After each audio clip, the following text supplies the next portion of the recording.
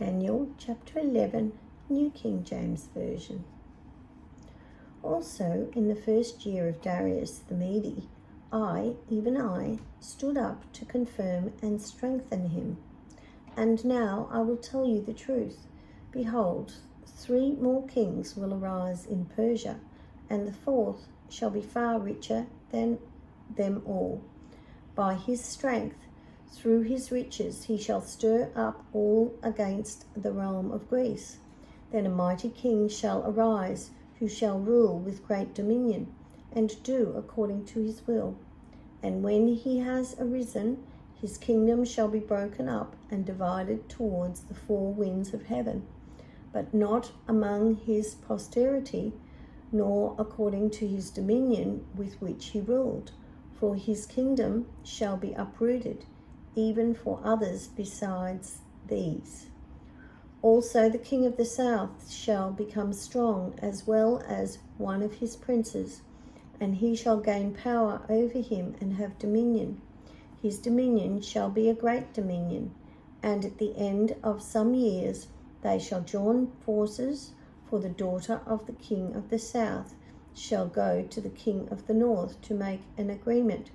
But she shall not retain the power of her authority, and neither he nor his authority shall stand, but she shall be given up with those who brought her, and with him who begot her, and with him who strengthened her in those times.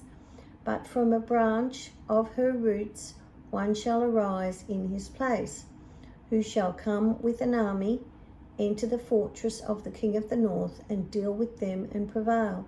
And he shall also carry their gods captive to Egypt, with their princes and their precious articles of silver and gold.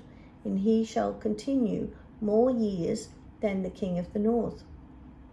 Also the king of the north shall come to the kingdom of the king of the south, but shall return to his own land. However, his sons shall stir up strife and assemble a multitude of great forces, and one shall certainly come and overwhelm and pass through. Then he shall return to his fortress and stir up strife. And the king of the south shall be moved with rage and go out and fight with him, with the king of the north, who shall muster a great multitude. But the multitude shall be given into the hands of his enemy. When he has taken away the multitude, his heart will be lifted up, and he will be cast down, tens of thousands, but he will not prevail. For the king of the north will return and muster a multitude greater than the former, and shall certainly come at the end of some years with a great army and much equipment. Now in those times many shall rise up against the king of the south. Also violent men of your people shall exalt themselves in fulfillment of the vision, but they shall fall. So the king of the north shall come and build a siege mound and take a fortified city, and the forces of the south shall not withstand him. Even his choice troops shall have no strength to resist. But he who comes against him shall do according to his own will, and no one shall stand against him. He shall stand in the glorious land with destruction in his power. He shall also set his face to enter with the strength of his whole kingdom, and upright ones with him. Thus shall he do. And he shall give him the daughter of women to destroy it, but she shall not stand with him or be for him. After this he shall turn his face to the coastlands, and shall take many. But a ruler shall bring the reproach against them to an end, and with the reproach removed, he shall turn back on him. Then he shall turn his face towards the fortress of his own land, but he shall stumble and fall and not be found. There shall arise in his place one who imposes taxes on the glorious kingdom, but within a few days he shall be destroyed, but not in anger or in battle. And in his place shall arise a vile person, to whom they will not give the honour of royalty, but he shall come in peaceably and seize the kingdom by intrigue. With the force of a flood they shall be swept away from before him and be broken, and also the prince of the covenant. And after the league is made with him, he shall act deceitfully, for he shall come up and become strong with a small number of people. He shall enter peaceably, even into the richest places of the province, and he shall do whatever his fathers have not done, nor his forefathers. He shall disperse among them the plunder, spoil, and riches, and he shall devise his plans against the strongholds, but only for a time.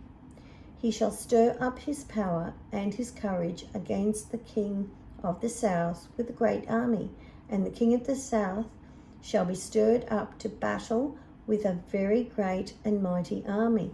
But he shall not stand, for they shall devise plans against him. Yet those who eat of the portion of his delicacies shall destroy him. His army shall be swept away, and many shall fall down slain. Both these kings' hearts shall be bent on evil, and they shall speak lies at the same table, but it shall not prosper, for the end will still be at the appointed time. While returning to his land with the great riches, his heart shall be moved against the holy covenant, so he shall do damage and return to his own land. At the appointed time he shall return and go towards the south, but it shall not be like the former or the latter, for ships from Cyprus shall come against him. Therefore he shall be grieved and return in rage against the holy covenant and do damage. So he shall return and show regard for those who forsook the holy covenant, and forces shall be mustered by him, and they shall defile the sanctuary fortress. Then they shall take away the daily sacrifices and place there the abomination of desolation. Those who do wickedly against the covenant he shall corrupt with flattery, but the people who know their God shall be strong and carry out great exploits. And those of the people who understand shall instruct many. Yet for many days they shall fall by the sword and flame, by captivity and plundering. Now when they fall, they shall be aided with a little help, but many shall join with them by intrigue. And some of those of understanding shall fall, to refine them, purify them, and make them white, until the time of the end, because it is still for the appointed time. Then the king shall do according to his own will. He shall exalt and magnify himself above every god, shall speak blasphemies against the God of gods, and shall prosper till the wrath has been accomplished. For what has been determined shall be done. He shall regard neither the God of his fathers, nor the desire of women, nor regard any god, for he shall exalt himself above them all. But in their place he shall honour a god of fortresses, and a god which his fathers did not know he shall honour with gold and silver, with precious stones and pleasant things. Thus he shall act against the strongest fortresses with a foreign god, which he shall acknowledge and advance its glory, and he shall cause them to rule over many and divide the land for gain.